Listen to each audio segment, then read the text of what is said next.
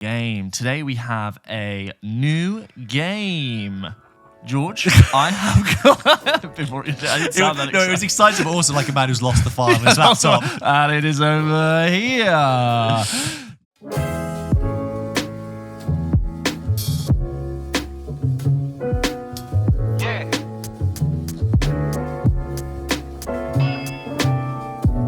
George, straight back into it. It was a day flight. It was 9 hours long. Oh. It was an 11 a.m. departure. Okay. London to Bridgetown, Barbados. Okay. This is a game where one of my favorite things to do when I'm on a long flight is I like to look across the screens and see what people are watching. Is there a broad... Like sometimes I think there was one time it was basically everyone was watching Barbie. Yes. Or rewatching Barbie, and it was this pink and blue glow.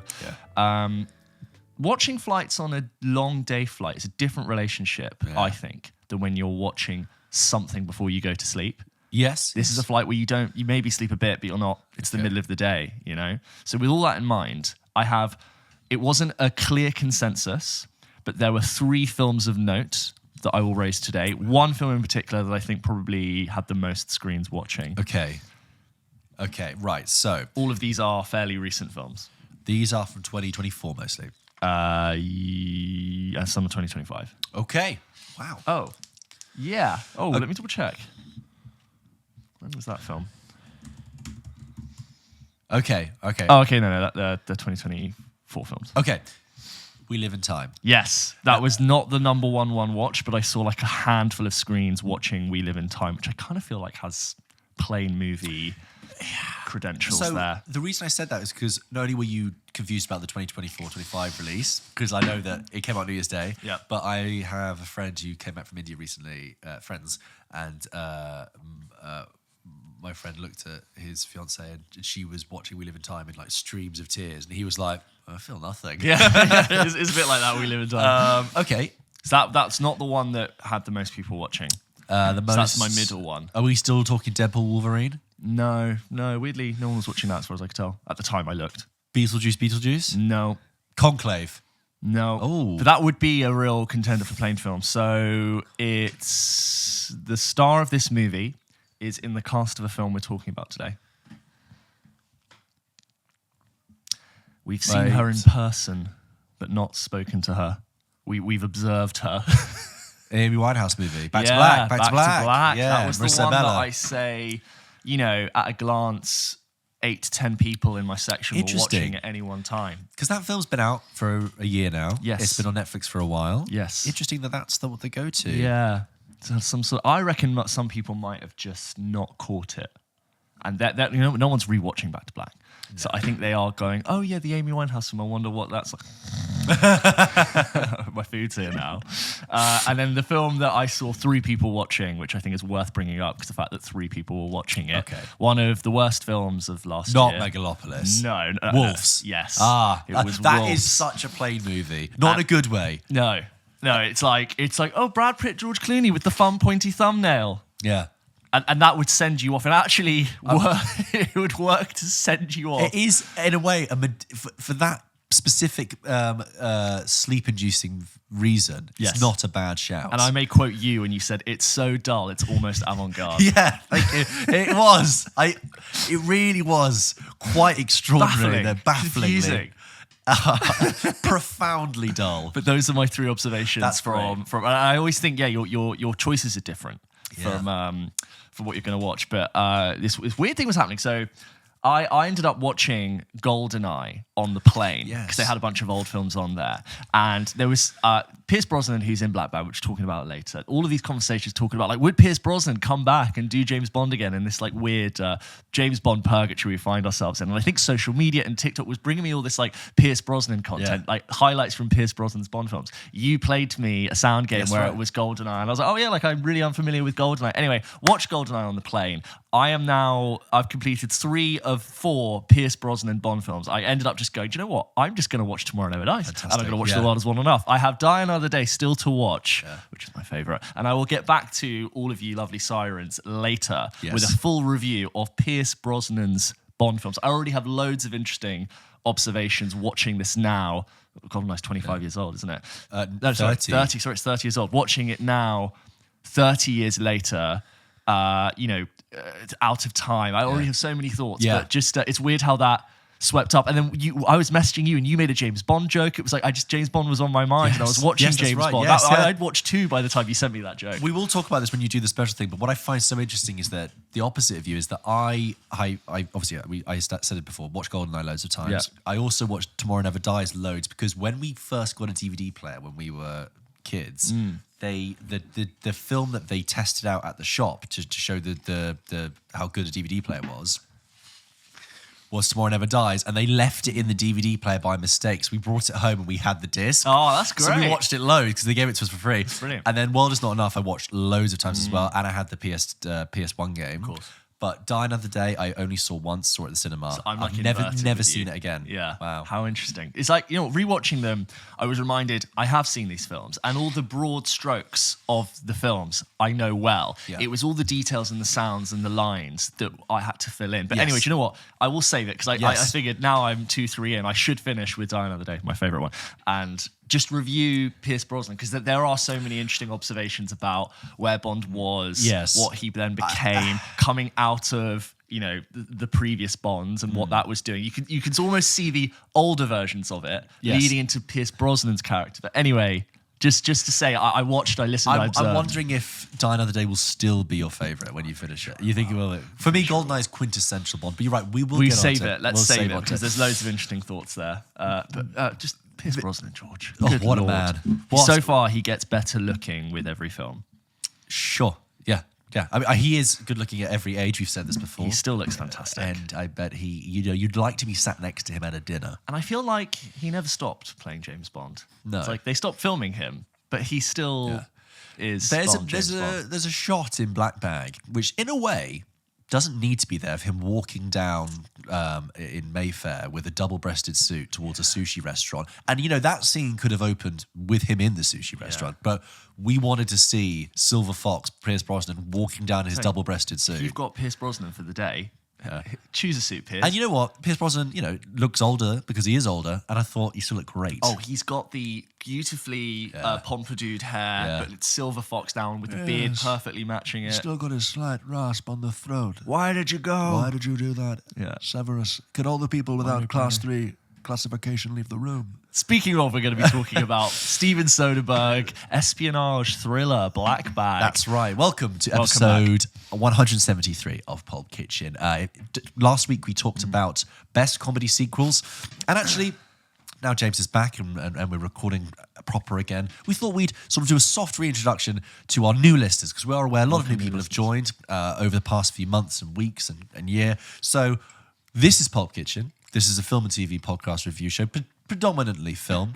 Typically, episodes are us reviewing 2 or 3 of the biggest, most notable films of the week. But occasionally, like last week, we'll do an editorial episode where we sort of go back, pull up a list and kind of run through things. We also have special kind of bonus content we put out throughout the week, which could be, like James was saying, in a few weeks' time, it'll be his James Bond deep dive, or it's our hot takes that we did a few weeks ago about Crazy Stupid Love and Home Alone 3. We'll celebrate an odd anniversary. Or perhaps we would have completed a TV series finally. We'll just take time to do that. We also have a whole separate show that we do on Patreon as an exclusive called Double Take, which is all about the news, the latest film industry news. We talk about that. It's really fun and informal. We have a really great time talking to the listeners about it. Macroeconomic analysis this week. We did get kind of into strokes of the economy. Sort of, and also where culture sits in our sort of modern day place. But no, like news, trailers, theories, conspiracies. It's all good fun there. And I will say also, emails are a huge part of our show. Hearing Massively from you guys is some of the best parts. So we always say, send us your thoughts, hello@pulpkitchenpodcast.com. People send in their reviews of the latest films. It becomes an ever-evolving dialogue over the next few weeks. And I feel like I get a much better sense of where this film is sitting once I hear from people who've seen it, who agree or disagree with us. Absolutely. That's a key part of our episodes. We love hearing from people, and we'll always talk through some of the emails we've received from people, and we'll always conclude with a fun game. Also, some people still can't distinguish between us. So, James, say your name. How you doing? I'm James. Hi, I'm George, although I don't typically sound like this because I'm quite sniffly. I have a bit of a cold. Yeah. I'm very sorry. For those who can't tell the difference between us, James sounds like... I sound like this. I have darker hair. And I wear glasses. So that's the difference. Also, many of you may know us from social media and may have discovered us through Instagram and TikTok, where we show clips of our games, clips of our reviews, and we also have specific social media content like Film Bites, which is our interview series outside where we speak to actors, film creators, film critics about movies. It's a really fun way of doing that. Favorite stars from TikTok, absolutely. And social media, comedians. Go check out some recent examples, including Fred Asquith, friend of the show, who delivered some great takes about why Phantom Thread is a rom-com, why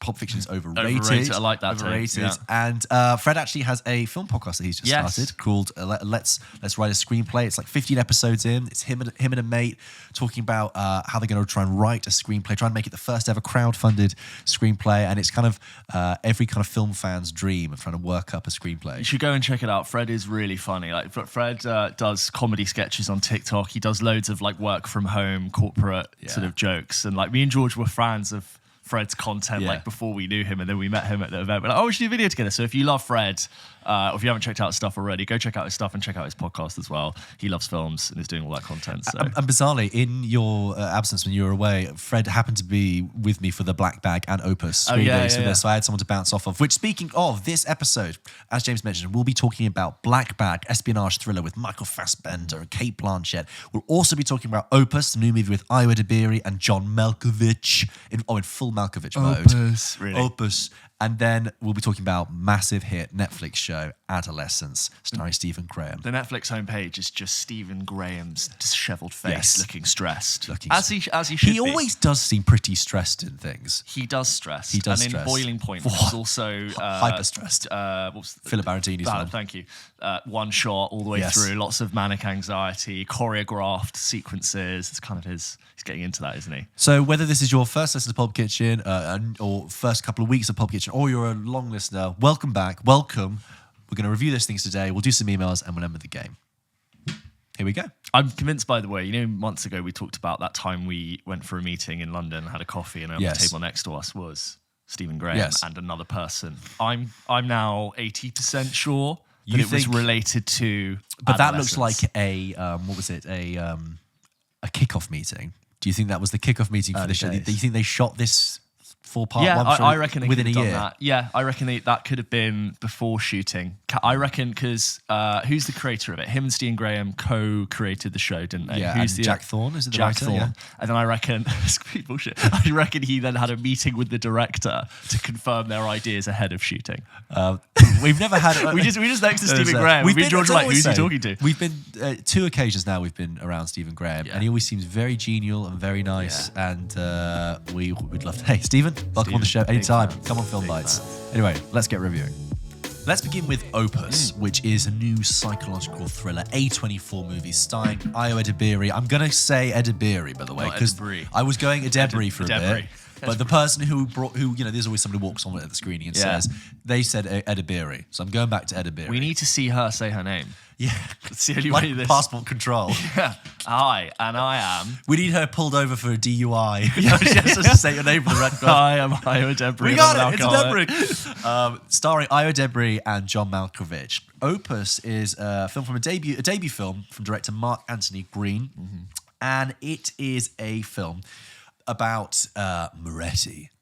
John Malkovich plays the mysterious pop star Moretti, who is was one of the biggest musical acts of the 90s. And we know this in the film because it is delivered to us in quite clunky expositional dialogue where someone goes, Moretti, yes, you know Moretti, the biggest musician of the 90s. Oh, really?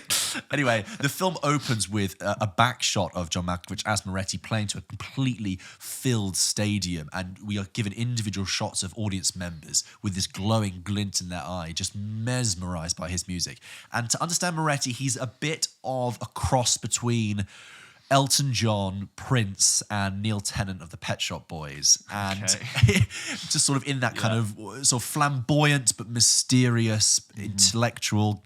And he hasn't made a record in 27 years. We pick up with Ayo Edebiri's character, Ariel Ecton. She is a musical journalist, but she is sort of stuck in the middle, going nowhere. She keeps getting passed over for stories. She'll suggest a good idea for a story, but her editor, played by Murray Bartlett from White Lotus and Last of Us, will give it to somebody else. And then they're on the shop the office floor, and it's like, oh, Moretti, have you heard? Moretti's back. Moretti, he's got a new single out. And again, in a slightly clunky expositional dialogue, Murray Bartlett's like, yes, every time he releases a new single, his agent releases a video straight online and does this, and like it just explains exactly how Moretti releases a new single. And sure enough, a physical copy of it arrives at the office, wheeled in, given straight to the editor, and it's an invitation to Moretti's mysterious palace in New Mexico, I believe. And then also, bizarrely, Ariel gets an invitation as well. Now, she's like a nobody. She's completely surprised, and everyone's a bit like, why have you been invited? Only a select few people. So it's her editor, an aging radio DJ come podcaster, an influencer, a talk show host played by Juliette Lewis, and a paparazzi photographer. And they fly out to Nevada, and they go on this mysterious tour bus to where Moretti lives. And he lives in this sort of commune area, which is full of lots of people in pale blue smocks doing gardening, and sort of basically an A24 film that you kind of go, well, everyone's a bit odd, aren't they? Like Blink Twice vibes, but James, here's the thing with I'll get to that. Yeah, basically, yeah. Here's the thing with Opus. They arrive, and obviously something's a bit off, and no one knows why Moretti's invited them. But perhaps Ariel's a little bit different, and this commune's a little bit fanatical. It's a little bit strange.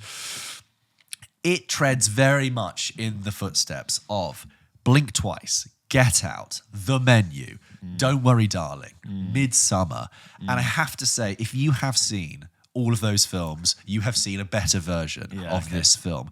I thought Opus was such a disappointment. It was actually not just underwhelming, it's actually quite a poor film. It's incredibly choppy. It's incredibly, feels like it's been stitched together.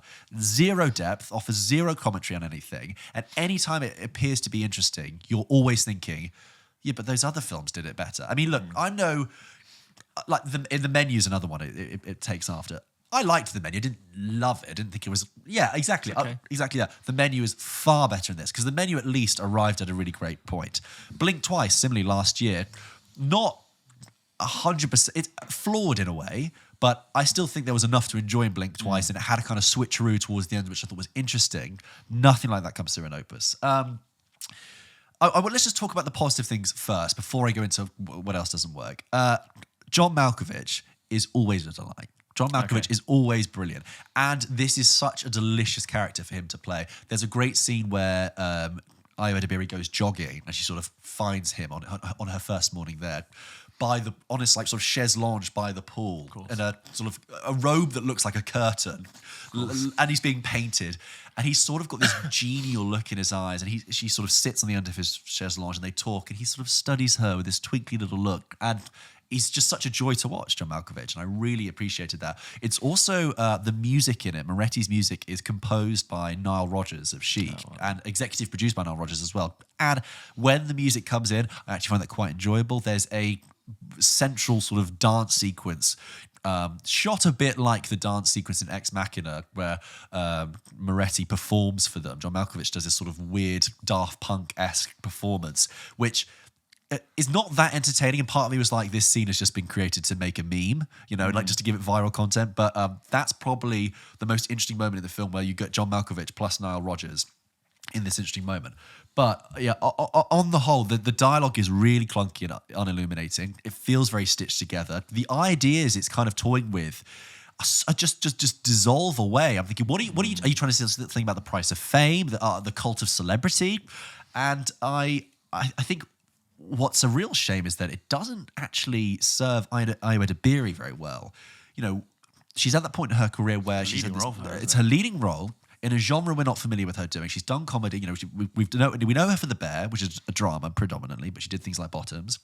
This is a psychological horror. So I was interested to see what she does with this. And I have to say, it made me realize how good people like Anya Taylor-Joy and Naomi Ackie in Blink Twice are at delivering a horrified, petrified performance. And those two actors are really good at that. And I have to say, whether it's the film's fault, the script's fault, or Ayo Edebiri, she never captured that petrified tone. It always was walking on the slightly awkward comedy vibes. And I missed that feeling of true petrifyingness. if that's a word. Petrification. Petrification. Thank you, James. Then what's strange is that when the horror actually arrives, it feels really unearned, random, and gratuitous.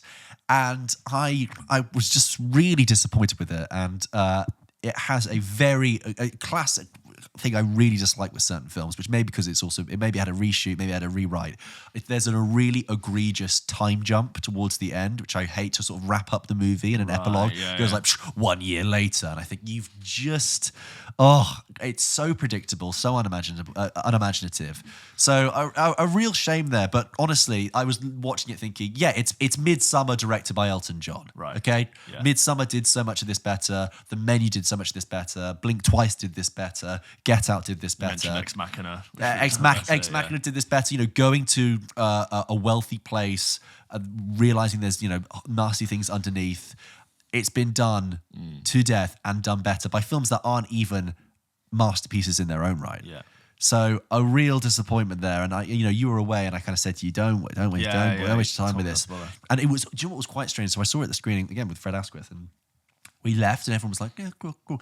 And we sort of, as we were leaving the room, he was like, what did you actually think of that? And I was like, you know what?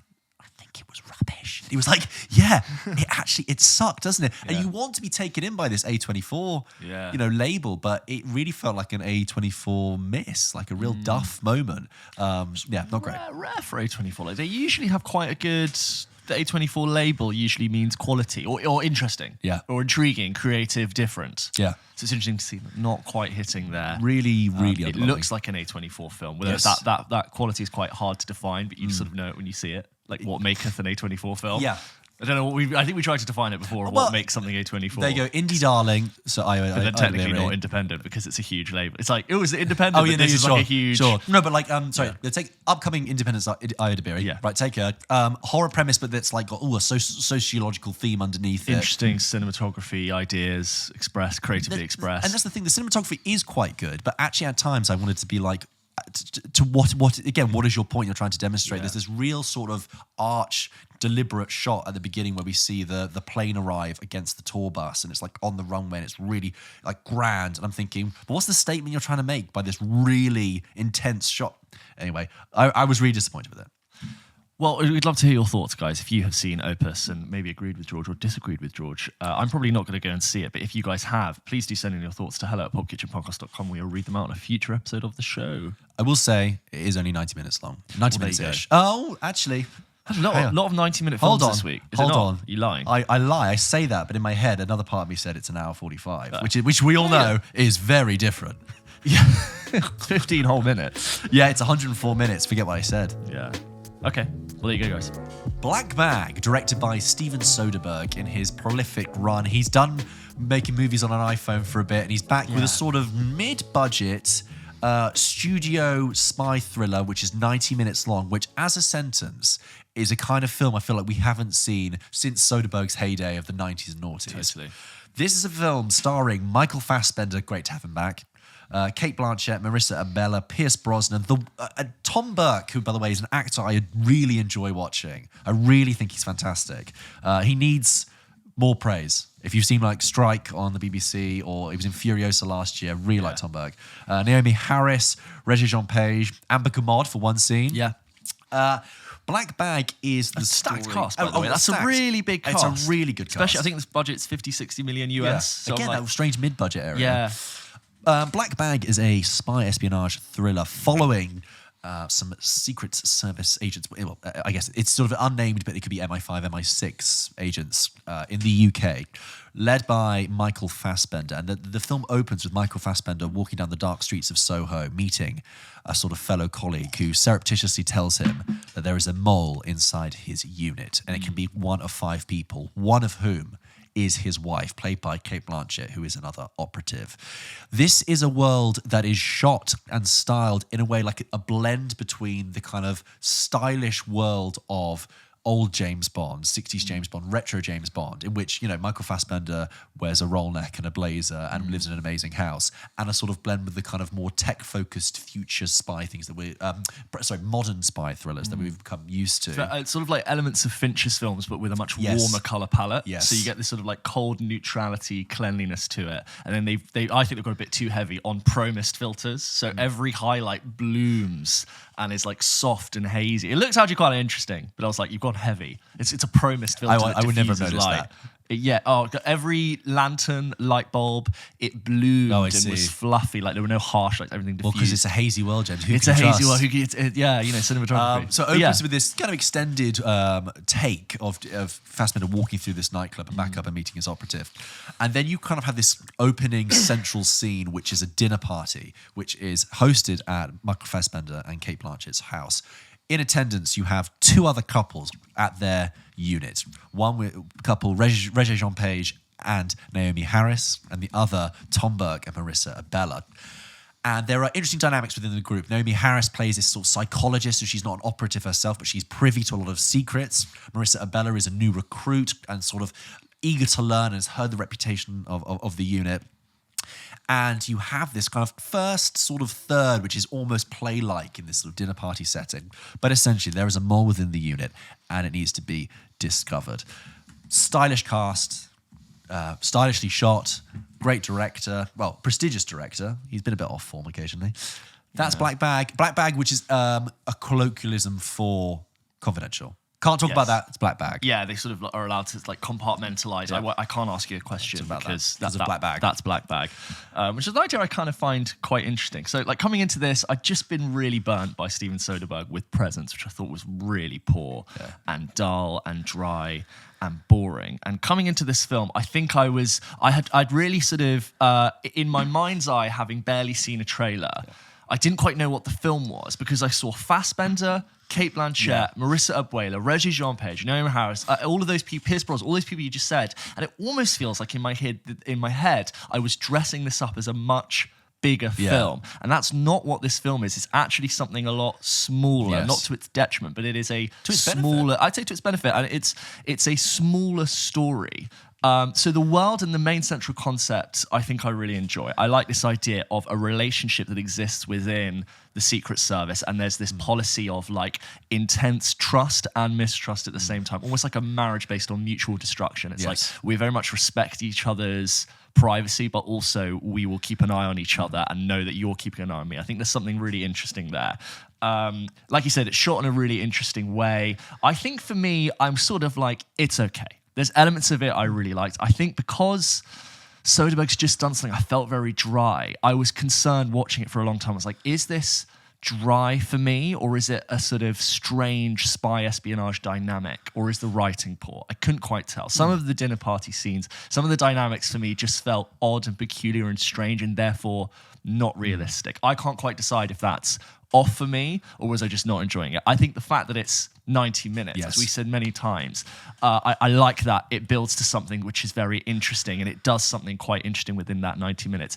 Is it my favourite film of the year? No. I think Fassbender's doing a good performance. It's very familiar territory for Fassbender. If you've seen things like Killer or some of his other recent work, I'm like, I've kind of seen you do this before, but all the cast are great. It actually only takes place in, I'd say, a handful of rooms. Yes. Like, it feels like a small film. Again, not to its detriment. There's a gorgeous house, which is a setting. There's the office setting. There's some stuff done on the street. So I'm mixed on it. It's slightly thought-provoking, maybe a bit underbaked. I think maybe the idea of the story and the dynamics within it perhaps are more interesting than the execution of the actual film itself. But I have no real problems with it. So it's interesting you say that. I agree with you, but actually I had a warmer reaction to it. Yeah. And I think partly that might have been because I saw Opus 2 nights before. Oh, right. And well, my thing was, I was really excited to see Opus, and I thought Black Bag looked a bit naff. Right, Excuse me. So I was very wary of it. And then having Opus massively disappoint me meant that going into Black Bag, I was like, oh, this can do... I'm so ready to see a normal film again. I have to say, I was quite pleasantly surprised. I agree with you in that in the opening third, First of all, with the massively gorgeous house that they live in, I was like, I don't love this. It's slightly heightened, fashionable world of like the James Bond-esque. We're spies, but so we earn lots of money. It's very stylish. High-functioning surveillance couples. I'm like, actually, your lives would be quite messy, and you just wouldn't be paid this much money. And that's the fact. The sad reality. This is like a £5 million house. It's ridiculous. I think that house is in Belsize Park, by the way. Let's go see it. Yeah. And I think I agree. The kind of dinner party dynamic in the beginning, the dialogue did feel a bit awkward and strained and didn't quite fit. But what I liked about Black Bag is that the longer it went on, the more it warmed up for me, and the more it kind of gained momentum. So that actually, by the end, I was like, I'm really enjoying this. I'm with this. I am very happy that it's 90 minutes. Although I did have a moment towards the end where I thought I could probably I could have done another 20. Yeah. And that's rare that I say that about a film. I love a 90-minute movie, but I thought actually it's coming together so well. I could probably have done another 20 with this. Right. Yeah. I thought it was slick. I think in being 90 minutes though, it stays around long enough to not fall apart. And if it stayed around a bit longer, it probably would have run out of steam.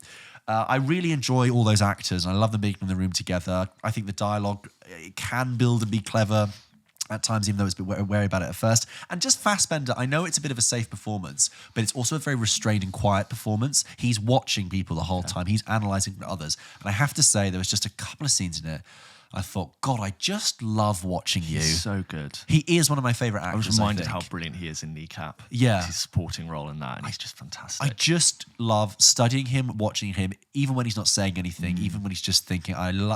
He's one of my favourite actors. I love studying him as a screen presence. He does really well that idea of a character who's thinking two things at once. I think that's really hard to do. The best actors can I don't know how they do it.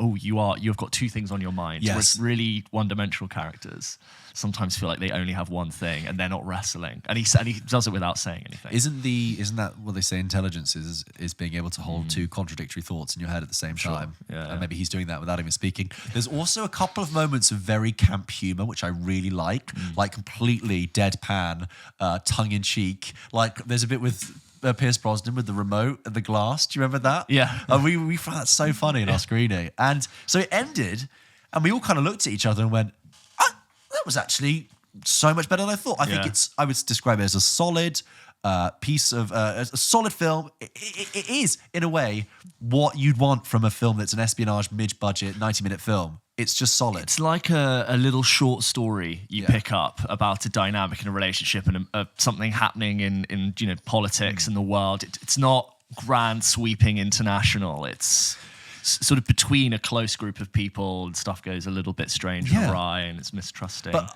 I think we should champion it. And protect. Doesn't feel too Hollywood. It doesn't need to be bigger than it is. It is exactly the sum of its parts, which is perfectly fine. Kate Blanchett not in it as much as Build, really. I think it's also been slightly mismarketed, but I like the fact that... I don't know how you market that, though, without misrepresenting it. That's true. what I think is tough, because I was thinking that. I was like, I haven't seen the marketing, all these stars, espionage thriller, why have I not heard more? As well. Black Bag, also not a great title. And then, the more I think about what marketing I'm expecting, that, now I've seen it, wouldn't represent the film at all. So I get I don't know how they do it, and I guess it's not the most expensive films. They don't have to get people to go and see it. They obviously should want to get people to go and see it. But I wonder what the appetite is like. I really think it could be enjoyed enough as well. I think home. I also think this will have a good life on streaming and probably on planes actually as well. Speaking about what we're going back to, but I want to protect films that are like it's good enough to be solid on a mid-budget film. Yeah. Not enough mid-budget films get made. Good for it, and it got a good cast for it. There you go. And also, do you remember, you might not remember this, but last May, I was coming back from the Bermondsey Beer Mile and I said I walked through, I saw Steven Soderbergh shooting. You did. And I walked through it. That was definitely it. Black Bag. Shooting in London. In a scene that they clearly didn't use. It was in Shad Thames. They didn't use that location. Maybe it's short, they cut loads of stuff. Yeah, exactly. But anyway, also written by David Cope, who'd written a lot of his recent work. So one thing, Reggie John Page, who's been hot on the conversation to be the next Bond. Who talks a bit like this. So this is my problem. So I think he's good. And obviously in this, he's in a suit, in an espionage thriller in London with a British accent. Like the conversation's going to come back.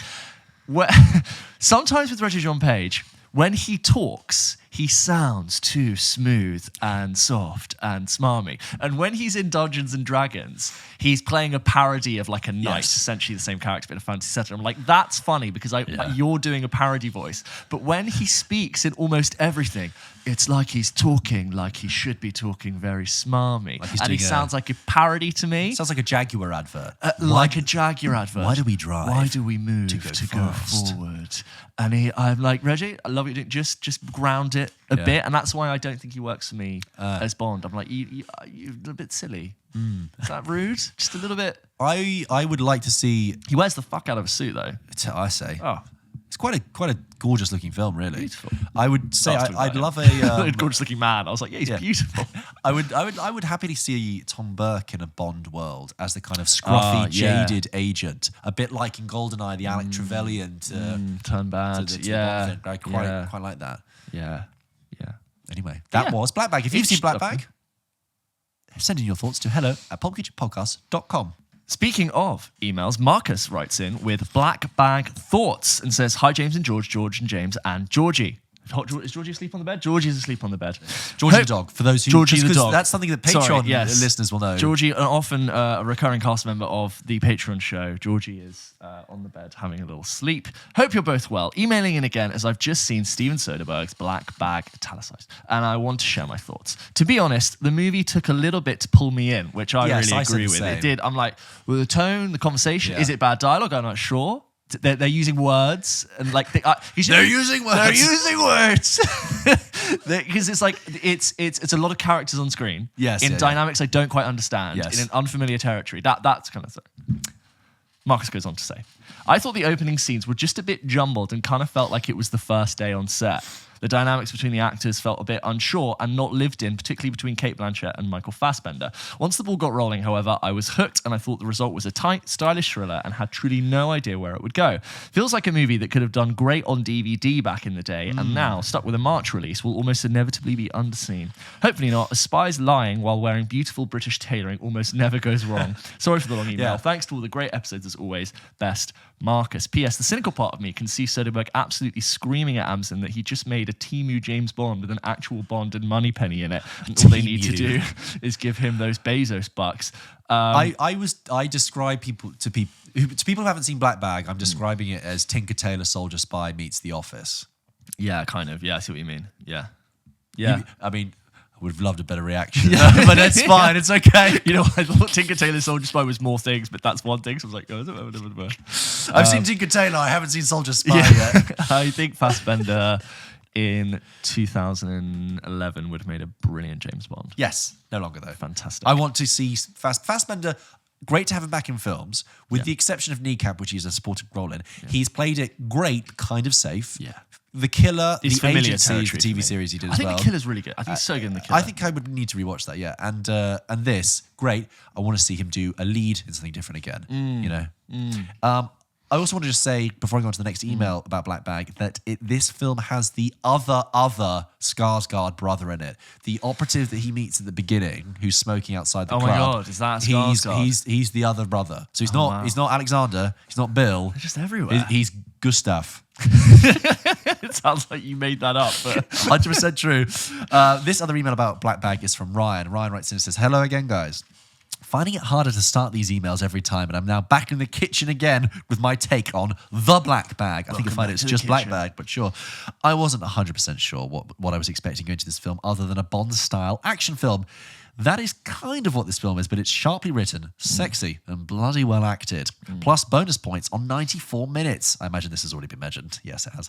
There is a slow burn at the start. There is a slow burn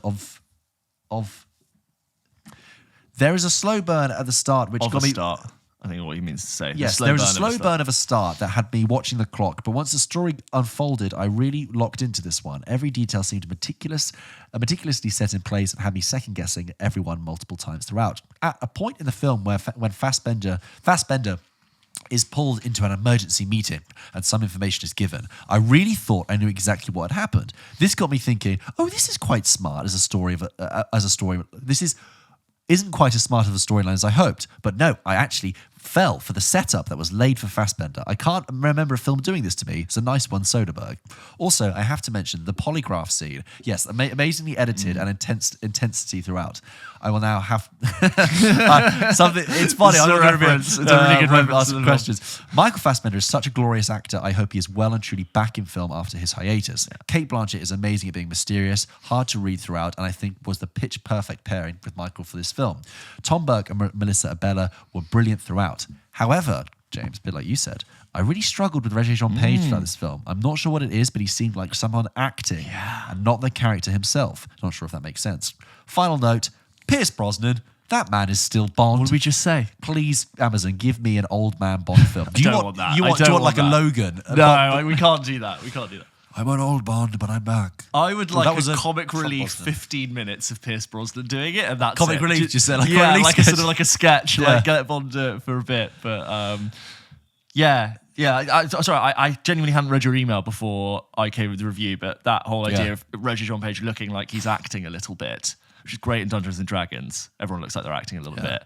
But it's like, you sound like you're putting on the voice. There was a bank transfer earlier this year, to an account we're not traceable. But however, in Burma, in Myanmar, sirens on our end. They won't get it. Yeah. Sorry, James was referring to some sirens that you guys don't even hear anymore. You can't even hear. We hear them, but like, do you hear the sirens? Oh, that's another thing. I suppose in reintroducing to the show to people, with the sirens. We say sirens on our end because we call you guys the sirens because we used to have a lot of sirens, and we would often say sirens on our end because if you're driving, you might think that the sirens are behind you. I was worried when we moved here from my flat that we would lose the sirens, but actually we get like a decent amount of sirens. I'm sure when I eventually go to my new place, I think there will be no sirens because you live in some sort of crimeless paradise. It's just like an off-road. Like I was back of Haverstock Hill before. We'll see. It could be terrible. I'll look at the crime map for you. Let's move on. So, George, moving on to Adolescence, Netflix's Adolescence, huge show in the UK right now. I don't know if it's actually doing big worldwide. Is it worldwide? It is the number one show. Put it this way, Stephen Graham went on Jimmy Fallon to talk about it. Incredible. It is the number one show across the planet. So this is directed by Philip Barattini, starring Stephen Graham. The show is set in, where was it again?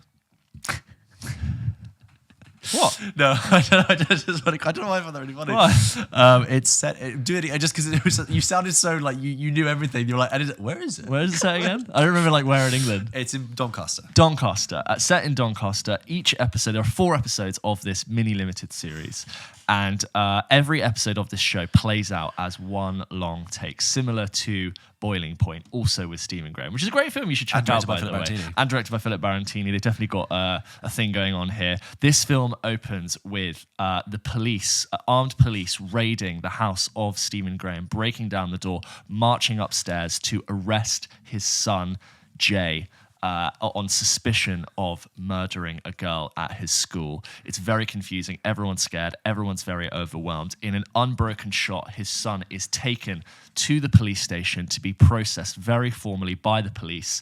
He's presented with evidence, and we're joined by the family, especially in this first episode, of them processing, reacting, and trying to come to terms with the news. You also have the police, played by Ashley Walters, who's D.I. Luke Bascom, who is also processing this whole thing, and also him trying to figure out exactly what happened, who done it, what are the relationships between him and kids. A lot of the discourse between the young people has taken place online. They're trying to also understand how social media played an influence in this. And I think if you want to go and watch it, we should just say now we are going to be spoiling Adolescence, which I know we don't usually do in our episodes, but just catching up now, we realised the best way to talk about this, and I think to serve our review, is to spoil it. So please, if you haven't seen Adolescence, stop. This is your spoiler warning. Spoiler warning. We do want to talk about each of the episodes in detail, and they sort of very much evolve from one another. So this is all time marked. If you haven't seen Adolescence, you can skip through to the next part of the show. If you have seen Adolescence, great.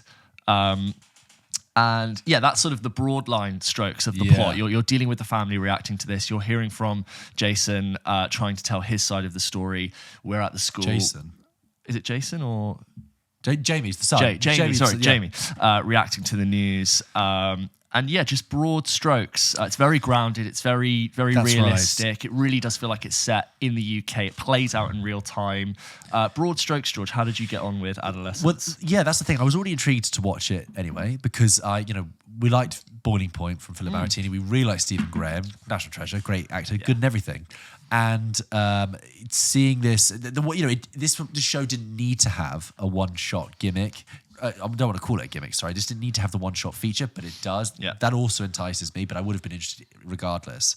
I think it's really interesting. It's, the first episode unfolds in a kind of crime procedural fashion that we're used to in television. But the whole point with this series is that in concluding the first episode, and again, spoilers, this is a spoiler discussion, we learn that Jamie has committed the crime. We're shown the video evidence. We're not told, exactly, empirically, but in the only way that you can with crime, we're shown video evidence, the smoking gun. Exactly. Yeah. That to me, really, I thought I was setting in for a mystery of whether or not he did commit the crime. And that really shook me of going, this isn't a mystery. This is sort of an analysis and a conversation about how that happens. Exactly. And that's where I think it sort of sits in that awkward, challenging, confrontational space. Yeah, and I think that's one of the reasons why this show kind of stands out, because it kind of, at the end, you're right, it upends your expectation of what this kind of TV show will be, and then it becomes an exploration, a discussion of why. And I was, on the whole, talk before we sort of go through each individual episode, I thought it was very intriguing, very interesting, a great dissection, great performances, particularly from the Owen Cooper who plays Jamie, and Stephen Graham as well. I mean, the whole cast is great. And D.I. Basker actually. Really, really good. I thought it was really terrific, and it is essentially what I like is that it's using the language and style of prestige criminal drama to actually penetrate a deeper conversation about many things, but predominantly male adolescent violence. And poke around in that space and have a real discussion about it. And I don't know necessarily if it builds to a massive point that's dogmatic that it wants to give to the audience. I think it's just more getting us thinking, and it has been a conversation starter, which is great. And I think each episode serves something different and interesting. And, whether we want to talk about the way it's constructed or the kind of the themes of it. But that first episode, as you say, is so intriguing. One thing I will say is with the one shot style, we all find one shot style is very interesting. I actually didn't find it very intrusive, which I have done with previous things like 1917, particularly I guess because 1917 we're so aware that it has been stitched together. I wasn't watching this thinking, this is constantly in one take. I actually, at times, it reminded me that a one take thing with TV and film is the closest screen media comes to being like theatre. Totally, yeah. In that, and I enjoyed that, where you have something that enables great naturalism, but is also at the same time a great contrivance. I'd say it creates a sort of like the length of this series in 4-hour-long episodes is quite awkward. It's quite awkward length, and like you said, like it doesn't really bring to a resolution. No. So I think like it being 4 episodes, it's like, oh yeah, and I guess we're done here. And the nature of it playing out in real time is also the characters reacting to something in real time and us as audience members processing it in real time. And there, I think the one-shot thing marries itself quite nicely here. Yes, and that's what the charm of it, I think. And I think also, is particularly in like the second episode as an example, by doing the real time, you're not trying to tell a conventional drama. What you're doing is kind of slicing open a cross section of, in the second episode's case, the school community in a 1 hour period to show the kind of workings of it and again in a kind of examining kind of focus. Before we move on to the second episode, let's talk about the first episode, because what it really reminded me of in the first episode is Reality, which we talked about the other week being a great film, also plays out in real time, which is short, and that was the obviously processing a minor into the prison system and getting them, reading them their rights, being aware of things like we need to analyze clothing for blood, we need to observe the child's body naked, everyone technically doing their due diligence and saying and doing the right thing, but it's still being an incredibly awkward process because he's young, he needs to have a parent present. We're going to assign you a lawyer who's also going to want to analyze this and have their own thing. I thought all of that was really intriguing and kind of like a peek behind the curtain that hopefully you've never had access to, where you go, what is it like to be processed by the police? It was very matter of fact. Everyone who deals with him is very kind and giving him him, the process that he deserves. Yeah. Okay, Jamie, I just want you to write this down now, and that's going to be okay. I'm going to turn this way, and we're going to bring this up. Who would you like to be your nominated adult? I thought all of that was done really well. It was very realistic and heartbreaking, and you're watching all of this play out, and the camera does so many times it gets really close to our character's face, whether it's Stephen Graham or Jason. It indulges in us. Jamie, sorry, I don't know why I keep calling him Jason. It really indulges the audience and lets them really study their face. Yeah. Like, do you believe what you're saying? And you also, I think, as an audience member, comparing how you think you would behave in that situation and how you would process it. And I found that matter-of-fact, dry, grounded part of the process of being submitted into prison really intriguing and enticing in that sort of way that we like to watch like really dark stuff on Netflix. Yeah, no, absolutely. And it's the mundane minutiae that actually is really interesting. So I watched it with Anna, who's a barrister, but not a criminal barrister, but she was finding it interesting, at least from her sort of knowledge of the criminal justice system. With the solicitor that comes in, she was like, that's exact phrasing is absolutely right. That's really interesting. Although she did make a good point, which I think is true. I don't believe in England there would have been an armed raid at the beginning for that case. Anna and I sat and talked about it. We're like, that's a 30, even though they have compelling evidence and all that, you have a 13-year-old with no prior convictions, an armed raid. They didn't even do knife crime. I don't want to go into some sort of real life cases, but there have been some very, prolific real life cases with very high risk individuals that have not been done with an armed I see what raid. you mean. It makes a great trailer. Yes. It makes a great opening Armed scene in the UK. But I'm just like, that's actually just slightly reaching there. Yes, but I agree, and I think that sort of Stephen Graham really grounds, as he does with everything. He's such a grounding presence, and I love the scene with him and Mark Stanley, another great actor. Yeah, the solicitor, when he's saying, "I don't know what to do. I've never been in a police station in my life. I don't want to let my son down," and the sort of fatherly parental support he gives Jamie in the room that then slowly dissolves into horror at the end. Complete disbelief. And someone like Ashley Walters' character, D.I. Bascom, is just trying to do his job. Is not enjoying this, but trying to figure out what's going on. They have got the evidence there, and it is that was a really interesting pivot at the end, like to give you the smoking gun and be like, this is not going to be a crime mystery. This is a drama. And also when you get that video at the end of episode 1, when you see, we all get to see it, and I almost start to understand why D.I. Bascom was actually quite disgusted at Jamie. And before I knew, I was like, is he prejudging this person? He's meant to, we're now as the audience meant to think the other way. And then you see it and you go, he knows what's happened. And he's trying to just sort of like get through this day. And there's that moment when it just goes into the office where all the police officers are there and they're having just trying to like, you've just done this really intense, stressful thing where you've like confronted a family and arrested a child. Now you have to like catch up with everyone and then go back in. All of that's very well done. And then you move to the second episode, if you can. Which again, I said, so is when it's D.I. Bascom and the detective sergeant going to the school for a sort of a 1 hour period, speaking to some of Jamie's friends, speaking to some of the teaching staff, and you also, the camera drifts and you see his son, D.I. Bascom's son, and some of the victims' friends, the impact it's had on the school community.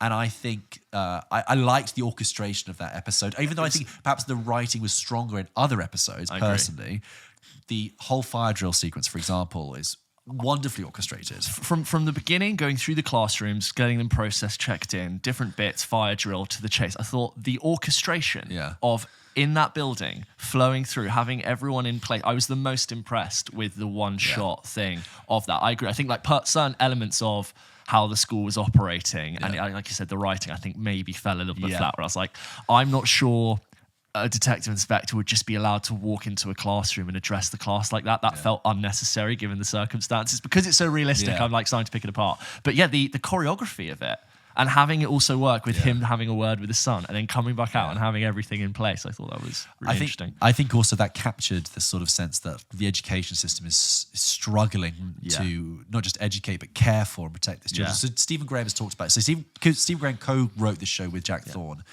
Jack Thorne, a prolific TV writer, has worked with Shane Meadows. He's done like Toxic Town on Netflix, and he wanted to talk about how everyone has a little bit of a responsibility for the care of a child. It's the education system, it's the school, it's the community, social media.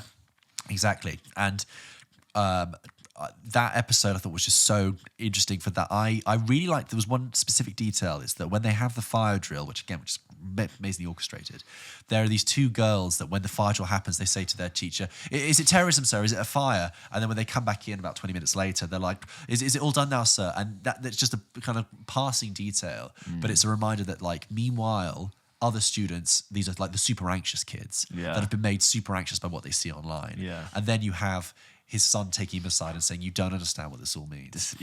Like the deciphering of like emojis and the context for what that means, like the 80-20 thing what this all means. It's And I think also on the one shot where it's done, and I was surprised and impressed that it is genuinely one shot. I didn't see any cuts. I thought it was. I thought I had a good eye for it, but I didn't see me any. too. I thought it would have been stitched, but actually, like, especially when the drone shot at the end of episode 2, I thought, that's all been stitched together. No, it's really properly done. This isn't Birdman or 1917.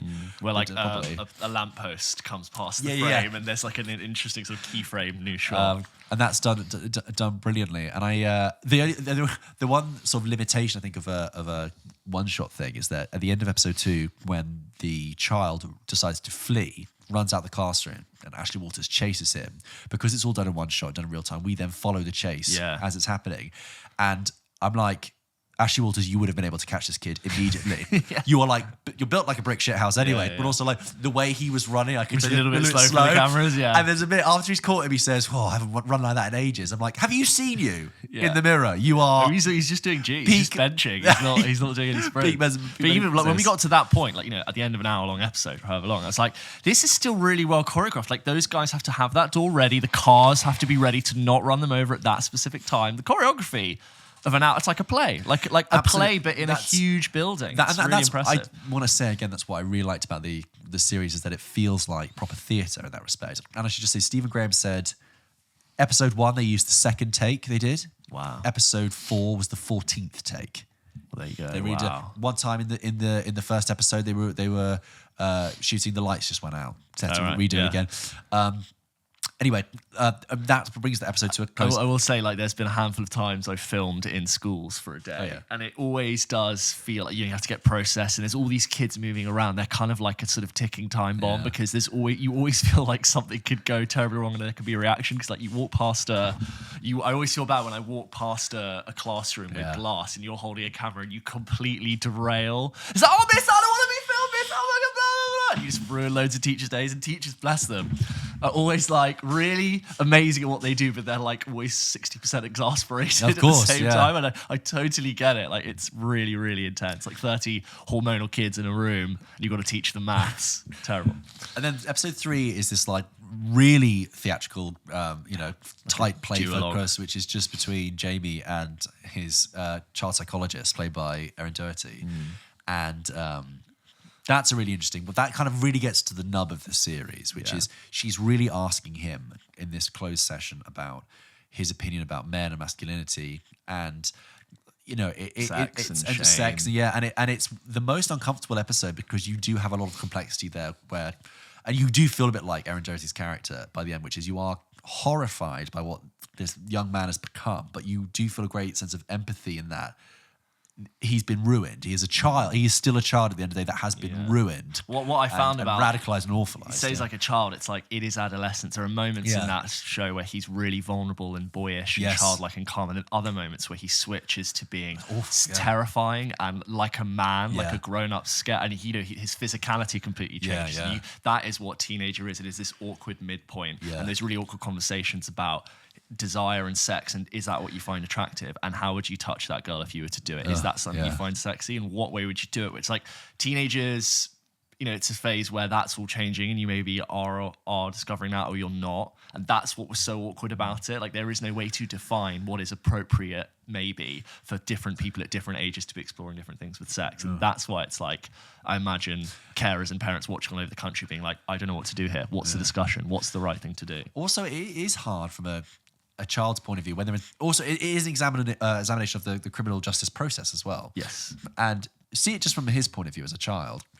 He is still a child. He's 13. Yeah. And he has no contact with his only regular contact with an adult, where he has proper conversations, is with this child psychologist. Yeah. So when at the end of that episode she says, "This is my last session with you," of course that's devastating to him. Yeah. And it breaks him. He hasn't got anyone else to talk to. And the system also doesn't have the funding to provide everyone with personal one-on-one therapists full-time forever. And I that was just and Owen Cooper, the actor, just really terrific in that. Really good.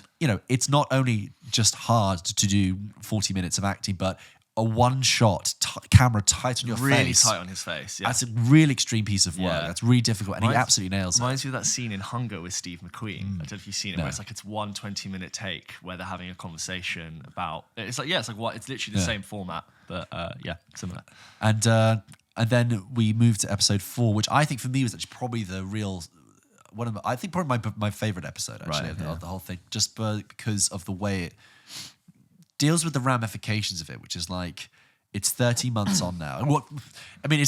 You could argue it's a bit glib, but the whole of the final episode is the 5 stages of grief. Actually, you can walk that through. Yeah. So it begins with denial, which is it's Stephen Graham's birthday, and they're still trying to have a great day and having a good laugh. And then obviously he has nonce written on his van, and so it moves to bargaining. It's like, okay, well, if we go to the shops, we can fix this and we can reclaim the day. And then it gets to the shops and it breaks into anger when he snaps at the children. And then on the drive home, when Jamie phones him and tells him he's going to plead guilty, it just goes to depression and despair. And you have that great scene in the bedroom between Stephen Graham and the actor who plays his wife. And then it moves to the final scene, which is acceptance. And that, Chinese. Ordering a Chinese, but moving into his bedroom. And it's like, it's so devastating. And like that whole episode, I thought for me, like I got the most sort of emotional truth out of it.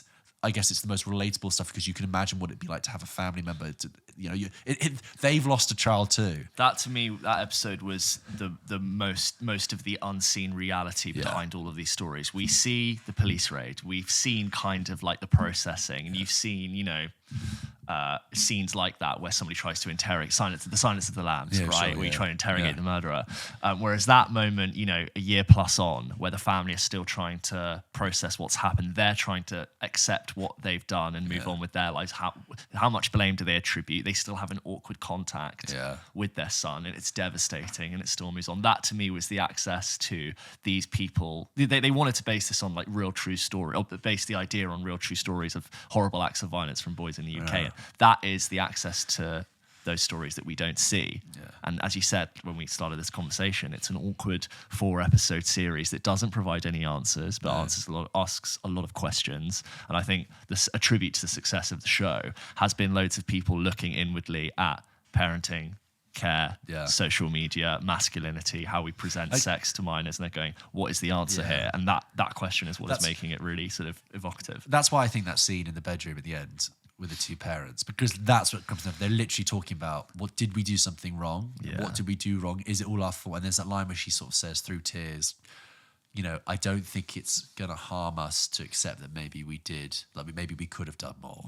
And like, where does it end? Like as a parent, it starts, you give him a games console and you're playing with him, playing FIFA with him. And then because you work more, you don't get it. And they're sort of trying to track the whole thing. And I think it was just really, and just the acting between them, brilliant. And just handling really that conversation and the tenderness. I actually really liked the van drive when they go to the place and they're talking about their past, how the mum and dad met. And I'm like, this is just like their own bubble. This is the only sanctuary they get, is this car ride in this protected space, because as soon as they go out into the real world, they're encountering the reality of what Jamie has done to them. He's ruined their lives. And when they go to the B&Q or whatever it is, the hardware shop, and that guy, he's also confronted when he's looking for paint. That guy says, I'm on your side. Also, I've seen the images online.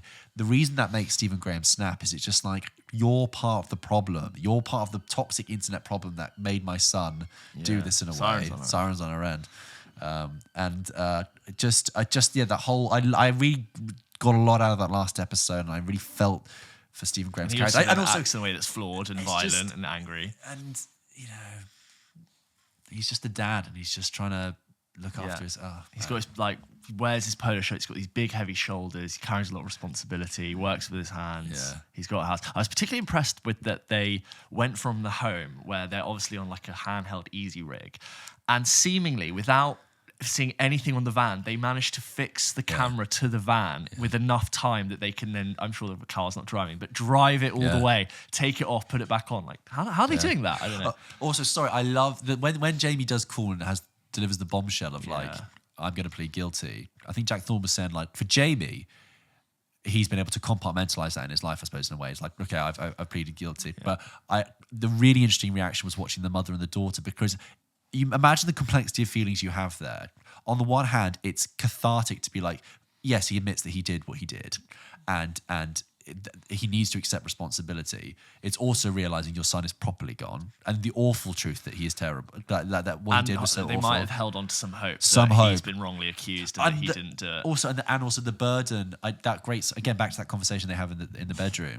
That Stephen Graham saw the video footage, but the mother didn't, and he had that burden. He had to see his son commit that crime, and she didn't. And the strain it puts. So really great drama there, really great writing. Really I think it's characters. I've said this so many times, it's really hard to try and capture what happens online, offline, on screen. And so much of this is a discourse that's played out online. Like Andrew Tate is mentioned all the time in social media. I'm almost like, not cringing. I'm like, that's a really hard thing to try and articulate in your drama. To be like, yeah, it was that. And look at what these boys are doing without, it'll be older writers writing about social media who won't have been exposed to that. I'm like, it's tough. It's really, really tough. Do you think it worked? Just about, yeah. I don't think they need to get into it more. I'm just conscious that when you're like, wait, so you sent this emoji? What does that mean? I'm always like, that's such a hard thing to try. That confusion for teachers to try and understand what happened on social media, I think is always really difficult. But it's true though. I mean, it is happening. It's very scary. Imagine like your teachers all of a sudden one day, everything that happens that's dramatic happens in school or in the playground or outside school, and all of a sudden there's this new sphere happening digitally, and you've got no idea, and people are being bullied. That must have been like, sorry, we're doing what now? So I think that is the takeaway. It's that it's not just emotional and a good drama. It's kind of scary on different levels. It's emotionally scary. It's kind of scary in a sense of community. But makes UK TV ratings history and is the first show to be watched by 6.45 million people in its first week.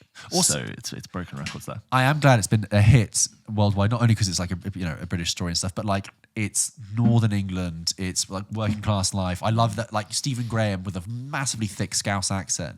Is leading this drama. It's not White Lotus. It's not White Lotus. It's not prim and proper. It's not sanitized. But it's also it's not sanitized UK. It's not been watered down for an international audience. This is what Britain sounds like. And if you're an American viewer and you can't keep up with it, you can put your subtitles on or just go with it, because that's what we sound like. So lots to think about. Definitely write in with your thoughts if you've seen it and you have opinions. Please send them into hello@popkitchenpodcast.com. We'd love to read them out on a future episode of the show. And please keep your correspondence spoiler free, because we'd like to keep, if we can, most of our main episodes spoiler free. So but we have talked about it in spoilers. We have talked about it. I know. Do as I say, don't do as I do. Cameron writes in with an email about Adolescence. He just says, "Dear James and George, dear George and James, left to right. Sorry, James. Hope all is well. On your end, I know you don't often cover TV. We all need things just to enjoy, but I'm sure you've both heard of the Netflix series Adolescence with Stephen Graham. Guys, if you haven't watched it yet, it's a must-watch. 4 episodes. It's excellent. It's nuanced, emotional, powerful, soft, real, considered, meaningful, relevant, and many more adjectives. It's a roller coaster from start to finish, and I'd love to hear your takes. Believe the hype. My only very small critique was the final episode started to feel a little bit didactic, but honestly, at that point, I don't honestly really care because of how much it gripped me. Keep up the good work. Stay frosty. Cameron." Thank you. Thank you. George, should we go through some of the emails that we get sent into the show every single week? As always, guys, if you want to send in your thoughts, your questions, your concerns, your reviews, you can send them in to hello@popkitchenpodcast.com, or you can support us at the VIP tier on Patreon. Just like Owen does. VIP. Owen writes in and says, "Hey guys, it is time for another list dilemma. I will make it easier than films that begin with the letter D. When we create those sort of lists on our podcast, it takes way too much preparation. Over the last week or so, I watched The Electric State, which was okay. Good idea on paper, but a family film trying too hard to be for every audience. I rewatched the Fallen Films trilogy with Gerard Butler, which is Olympus Has, Angel Has, London Olympus Has. Which were pretty good, albeit unnecessarily violent. The miniseries Adolescence on Netflix is incredible, one of the best British TV dramas I've ever seen. 14-year-old actor Owen Cooper is a powerhouse. The subject matter is very harrowing and a pretty scary look at teenage dynamics in the modern day, but it's important to shine a light on current toxic masculinity within young adult boys." Well, there you go. There you go. I haven't said it. Right, with your next film list dilemma, we are going for a more light-hearted theme. High school movies, or movies set in and around a school generally. Rearrange, add in, or take out to improve the list. Owen has listed at number 5, Mean Girls. Classic. At number 4, 10 Things I Hate About You. Another classic. At number 3, The Riot Club. Rogue. University film. Rogue, yeah, university film as well. Fun fact, me and George met doing the stage adaptation. Oh, no. It was the original play that based on the stage That's thing. it. Number 2, Dead Poets Society. Great film. Number 1, Easy A. Yeah, that is... so you got heavy hitters in there. The Riot Club... respect to you for putting it in there. I don't know anyone who's carrying that film along these days. I don't think it was terrible. I actually think I liked it a bit more than other people. Yeah. But It's okay. It's okay. Got some good performances in it. Yeah. Do you know who's great in that? Sam Claflin. He plays the main bad The one. man villainous. Yeah. Yeah, he's quite good. He's really quite Yeah. good. And then you got other people in there like Freddie Fox and Ben Schnetzer. Where's Sam Claflin been? It's seen him much these days. He was in, I would like to see more headline stuff. He was in Daisy Jones and the Six TV series on Amazon. So, you know what I really like? Coach Carter. Never seen Samuel it. L. Jackson. Oh, it's fantastic. Yeah. Channing Tatum, Samuel L. Jackson. Can't remember who else. Channing Tatum plays the white guy. That's it. I think it sounds like your chair is having an asthma attack. It is. Well. It's wheezing. So take out the Riot Club, but I have only seen Dead Poets Society once. I'd like to rewatch it. I don't know whether I love it or I find it really saccharine. No American Pie in there. Is that a good teenage? I mean, there's American Pie, yeah. Ferris Bueller. Ferris Bueller, yeah. That's about the freedom. Breakfast Club. Grease. I mean, goodness. Adolescence. Twilight. So should we rank the ones that he's done? So I think Mean Girls, you put it 5. I'd say that goes to the top. Yeah. And then I think 10 Things I Hate About You, number 2. I'd put Dead Poets Society knocking around there. I think I'd put it lower, only because I haven't seen it so long. That's the thing, I just don't know. When was the last time you watched it? Oh, I think within 5 years. I'm just wondering if I would find it annoying, the sort of, oh my God. It is cheesy. So cheesy. But it's cute. Good fromage. Yeah. I would say I'd put it at number 4. I'd put Easy A, I do love. I do think Easy A is fantastic. I need to rewatch Easy A. I've only seen it once. I think it's very neck and neck with Mean Girls. And 10 Things I Hate About You is great. Yeah. Okay. Let's go. Mean Girls? Yeah. 10 Things? 10 Things, sure. Easy A. Easy A, Dead Poets, Riot Club. No, I'll take out what can we replace Riot Club okay. with? I think what's a good high school movie? High School Musical. No. You've not seen any of them, have you? Lady Bird. Lady Bird's a great Lady movie Bird about is being. good, I love Lady Bird. Lady Bird, higher up the list as well. There you go, Owen. Next email is from Tom, who writes and just says, "Hi George and James, first time emailer, but just want to let you know how much I enjoyed the hot takes episode. Would love to hear more. We are going to do more. Absolutely. We really enjoy doing them. I've not seen 3 of the films mentioned, so they swiftly got added to my list. Nice. Couldn't agree more with George on the one that I have seen, Crazy Stupid Love. One scene that particularly bothered me was at the end when the babysitter gave Steve Carell's son a nude Polaroid. A 17-year-old kid, giving a younger kid a nude. What's that all about? Anyway, love the pod. Keep up the good work. Well, unfortunately, that's probably what Snapchat's riddled with. Oh my God, yeah. So what I will say is when we clipped up one of our 2 opinions, the hook one it was like all these millennials came out of the woodwork. It's like, oh, this is great. And all the comments on my video were like, yes, agree, blah, blah, blah. And then I back your opinion with Crazy Stupid Love because I've not seen it. But when I hear emails like that and I hear your opinion, I do back you. But I would say most of the comments on your breakout clip were like, oh, no, you're wrong. What, you like this film, but you don't like this film? Here's what I would just say.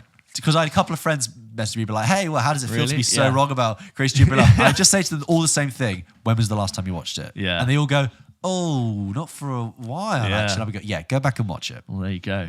This next one is from Nicola, who says, Dear James and George and James, recent listener of the podcast, and it has soon become my go-to. Listening to you talk passionately about films has inspired many more trips to the cinema, and last night I went to see the new Bridget Jones. Initially, I hadn't been bothered about seeing it, as for me, there is no Bridget Jones without Mark Darcy, but your review episode made me want to watch it, and I'm so glad I did. It was a good balance of funny and sad, with the cinema collectively laughing and crying, an experience you can't create streaming at home. When leaving the cinema, who did I bump into? George himself, marching across Leicester Square. I said, love the podcast as you walked past, and you gave a cheery thank you. Back to Bridget, when it was revealed early on. By the way, which is marching across the square, because I'd been like, right, time for my train. There we go. Yeah. Thank you very much. Back to Bridget. When it was revealed early on that Mark had died, this isn't a spoiler, it's in the trailer, my friend audibly gasped. She hadn't realised he died and that Bridget would be dating again. I have no idea how she missed all the trailers and info about the film beforehand, and I found it hilarious. So my question is, have you ever watched a film with something that seemed obvious if you'd seen the trailer, turned out to be a big reveal for you while everyone else already knew? I'd say no. that doesn't happen for me. But where I've been genuinely surprised because I haven't seen the trailer. No, I wish that would happen. it was like it was like when we talked about Gladiator 2, when it was about Lucius's true identity, and I'm like, was that meant to be a twist? It would have been better if it was, but you told us all that in the marketing. But everyone would have seen the Gladiator trailer. Yeah. I agree. I remember that day in the Colosseum. It was about survival. When somebody stood up to the fate of Rome. Just sometimes, the further we get away from Gladiator 2, the really more I bad, realise it's quite bad. It's terrible. Really not good. Worse, way worse than I thought. Really way worse, yeah. You're just like, a big movie, expensive, all the... Oh, God, yeah. Guess you wicked. Thanks both. And again, thank you for getting people to the cinema. George, we're saving cinema. I've said it before. What, single-handedly? Single-handedly. Thank you very much. So many times. Oh, I want to give a shout out to, was it Ollie who met us, who we bumped into yesterday? Yes, in the street. Who shook our hand, said, loved the show, and he said he started a podcast because he'd been inspired by us, I think he said. Which is roughly. amazing. Which is we didn't really want to cool. increase our competition, though. Yeah. We'd take you out. No, that's a really cool one. That's Someone amazing. say, oh, yeah, I started my thing because of you. So many times, Nicola goes on to say, so many times I say to my husband, let's wait until we can stream it. But this is not the same. No. Our only cinema in Lewisham closed recently. It was an independent cinema on community space, so it was heartwarming to see it go. I'm fortunate to live in London, so with many other cinemas nearby, I'll be going more often to support them. Thanks, Nicola. This next email is from Matthew, entitled Hook, which, James, as you said, you got a lot of love for online. Hi both, loving the podcast as always. I'm writing in again as the film music guide, as I just had to chime in at the mention of Hook. With a score by none other than John Williams, it is one of the most underrated scores from his portfolio, overlooked by obvious triumphs, Star Wars, Indiana Jones, the list goes on. Hook is an absolute masterclass in orchestration and, above all, storytelling. Watching scenes with the dots on the page side by side reveals his attention to detail is unparalleled, orchestrated with a laser-focused understanding for a light-hearted humour throughout. If you dig deep enough, you can also find the DNA for his Harry Potter scores too. His woodwind... Oh, what a sentence. His woodwind writing is, quite frankly, bonkers. In his film, when you realise that 90% of the films are recorded with session musicians who simply turn up with no prior knowledge of what they're about to play and ask to play their parts together as if reading a book. Note perfect, almost always first time. Check out Arrival of Tink to be flabbergasted. Keep up the great work. Matt, P.S. I once knew someone who would buy a box of Crave and have that as his cinema snack. I'm assuming and hope that he has them dry, as the thought of pouring milk into the bag whilst inside with a long spoon makes me feel unwell, and that he should be blacklisted from every cinema. He must be eating it dry. Yeah, that's very loud and rustly. You've got... Crave is nice, but when I have too much of it, I feel really unwell. It all sort of curdles in my stomach, and I've got. I wish I hadn't had all that Crave. It's not for morning consumption, is it? No, it needs to be considered like a dessert. Yes. Yeah. I'd say almost all cereals. Yeah. Like Crunchy Nut is so delicious, but you can't be having that to start your day. There, really. Honey writes in with subject glass onion. Yes. There we go. Hello, George and James with the George and Games. She's changed the first letter of our name. Very good. A very diplomatic there. Who really went first, you know? I was just listening to your episode about comedy sequels and heard you talk about Glass Onion. Thank you. Glass Onion is better than Knives Out in all caps. We agree. I do agree that the limited cinema run probably didn't help its connection with audiences like Knives Out. I was lucky enough to see it in the cinema 3 times. What can I say? I fucking love Edward Norton. He's my boy. I never hear anyone speak about Glass Onion, but for me, it ticked all the right boxes. Absolutely hilarious, with a great plot and some lovable yet very irritating characters. Not to mention a random Ethan Hawke cameo for about 45 seconds. While I'm excited for the next installment of Knives Out, I worry that it won't reach the heights of Glass Onion. My question is, if you could cast any 3 people in a Knives Out film, who would they be? I've really been loving the podcast recently. I've been really ill, and Pulp Kitchen has been keeping me occupied. I've already watched 75 films this year. That's great numbers. Whoa, that's really good. Some absolutely awful and some amazing. Keep up the good work. Sirens on our end. Honey, hope you feel better soon. Yes. Casting. Well, who do we want to see? No, but who do we want to see opposite Benoit Blanc? So we've got Daniel Craig's Benoit Blanc. Who do you want to see? Mark Rylance, always great, always a delight. Get like Mads Mikkelsen back, but Le Chiffre, but like it's. It's not happy about him. Opposite. I kind of don't really mind. I have faith in the casting. That, like, they get some interesting actors in there. They are well-casted movies. Maybe like Phoebe Waller-Bridge would be fun in one of those, because she's like bookish and nerdy, and I think would enjoy being in a thriller. But she'd chew up some scenery. I like Phoebe Waller-Bridge, but I can hear the dialogue now. I'm not enjoying it. It's also, oh gosh, I'm on a boat. Oh gosh, who did the murder? This next email is from Thursday. Great name. How many people do you know called Thursday? Nope. I like to hear somebody named after day of the week. Thursday writes in and says, hello lads, hope you're both well.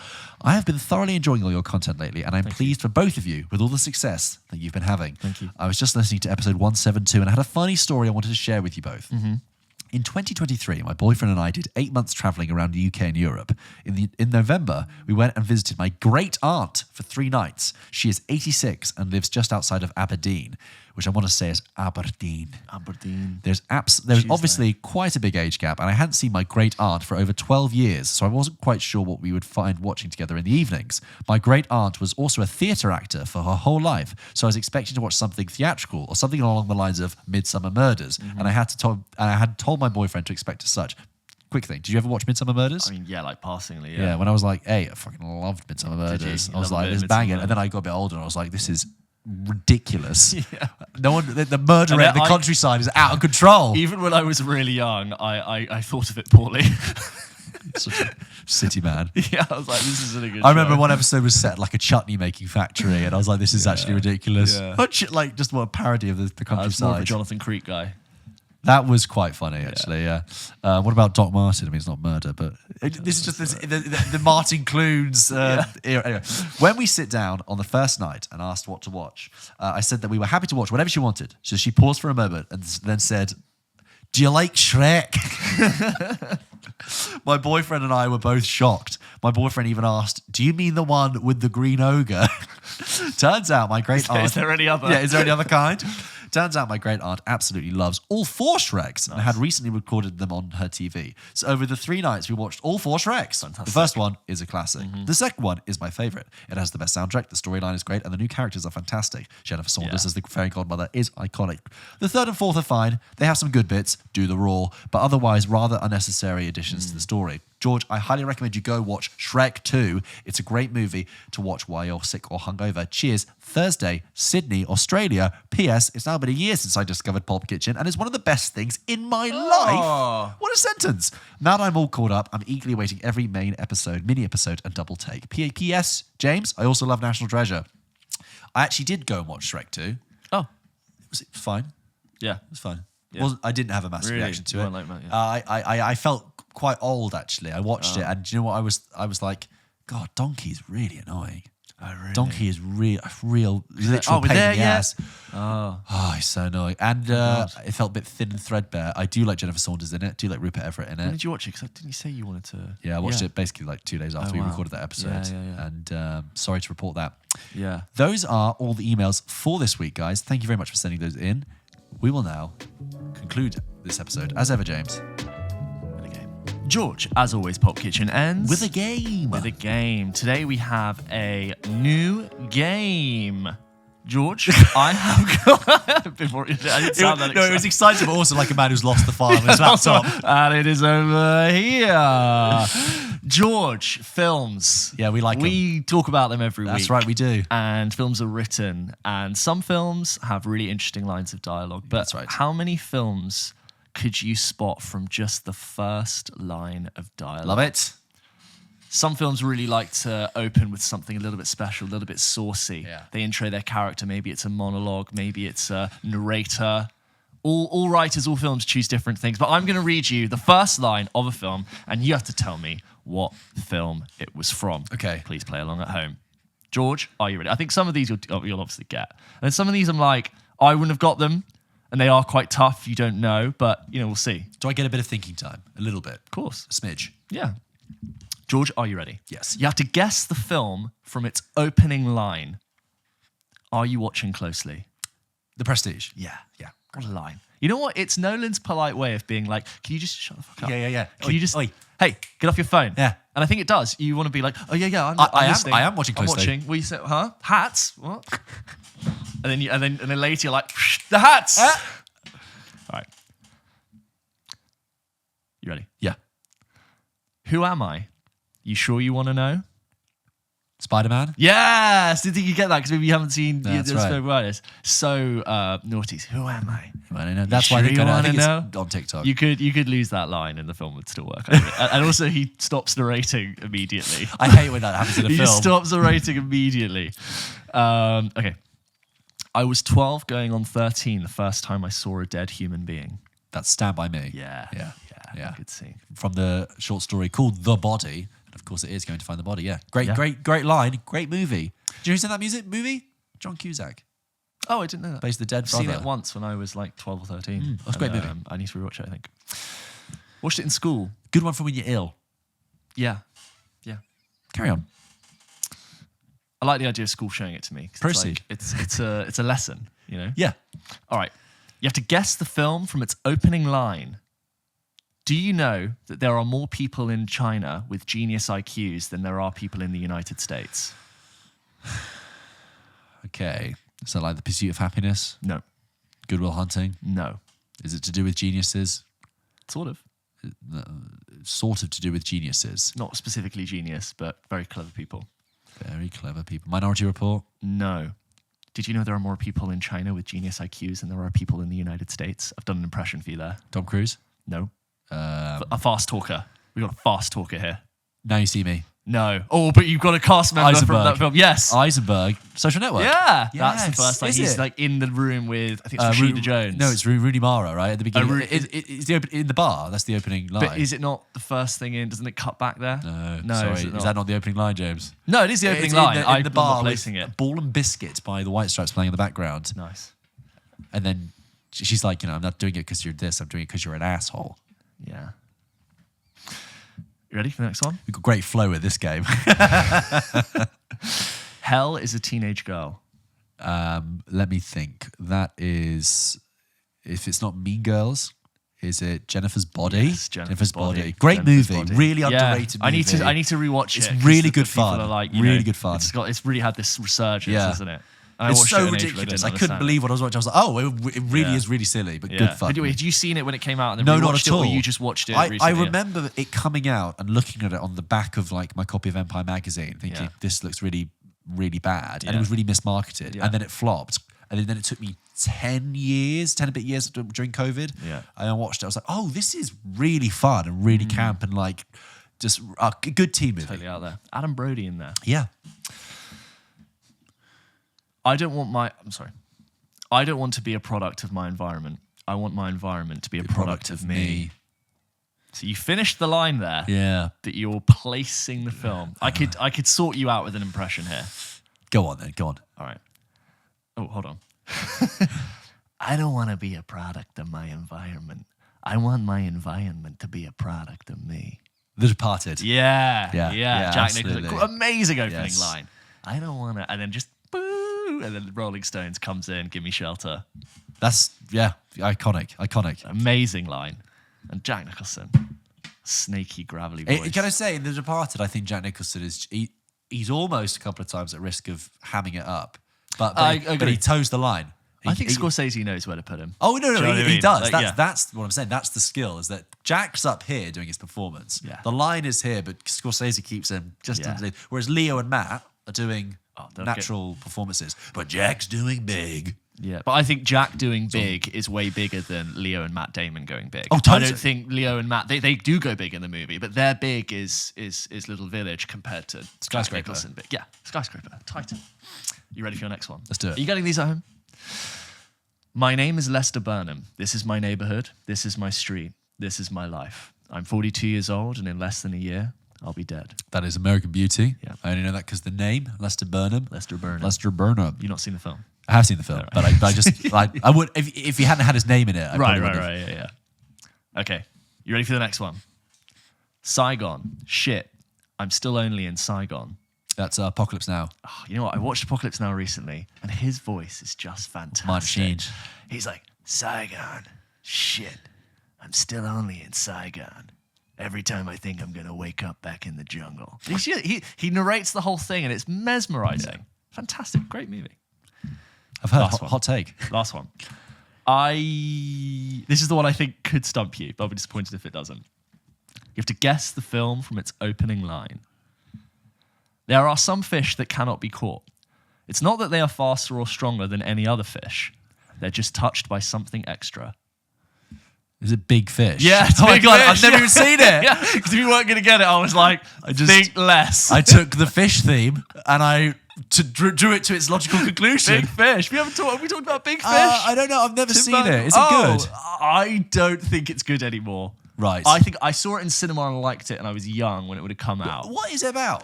Oh, it's everything. Magical realist, like is it like a Forrest Gump thing?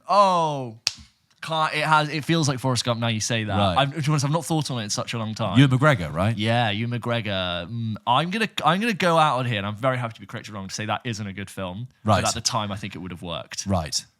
I think it's cheesy, Right. a little bit dark and fancy. It's basically someone in modern day,